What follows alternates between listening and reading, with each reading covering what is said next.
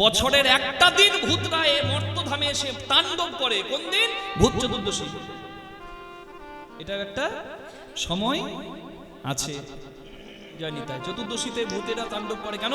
বলিরাজা যখন পাতালে গেল, বলিরাজা বলল, প্রভু একদিন তো আমরা আসবো মর্তধামে। বলিরাজা সাঙ্গপাঙ্গ তারা ভূত হয়ে আসবে ভূত চতুর্দশীর দিন প্রার্থনা স্বীকার করেছেন। শ্রী নারায়ণ নিতাই গৌর প্রেমানন্দে হরি হরি বল। ওই জন্য নানা রকম শাক দিয়ে আসতে সময় বড় অল্প, শেষ জায়গায় এসেছি তাই বলছি কথাগুলো। নানা রকম শাক দিয়ে, অনেক রকমের শাক দিয়ে পড়ে না চতুর্দশীর দিন। হ্যাঁ, জয় রাতে প্রদীপ জ্বালাতে হয়। এই জন্য এই জায়গাটা বলি, আপনারা কি করবেন? আচ্ছা, প্রদীপ কেন জ্বালাতে বললাম?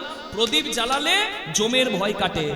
স্বাস্থ্য দরকার, কিন্তু জম এসে যদি দাঁড়ায় তাহলে স্বাস্থ্য নিয়ে করবো কি? জয় নিতাই গৌর হরি বল। এই জন্য জমকে ডাকা, এই জন্য জমকে ডাকা। একই দিনে কতজনকে ডাকছি আমরা? সবের একটা লজিক আছে, সিদ্ধান্ত আছে, আপনাকে বুঝতে হবে। জমকে ডাকতে হয়। শুনুন, এক রাজপুত্রের নাম হচ্ছে ভীমা। সব কিন্তু পৌরাণিক কথা।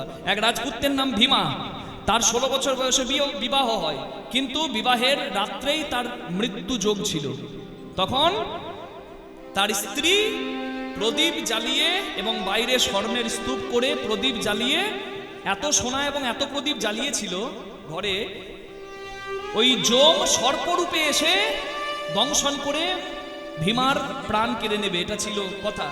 কিন্তু ওই স্বর্ণ এবং ওই প্রদীপের তেজে এবং মানে বিভ্রান্ত হয়ে সেদিন আর তার মুখে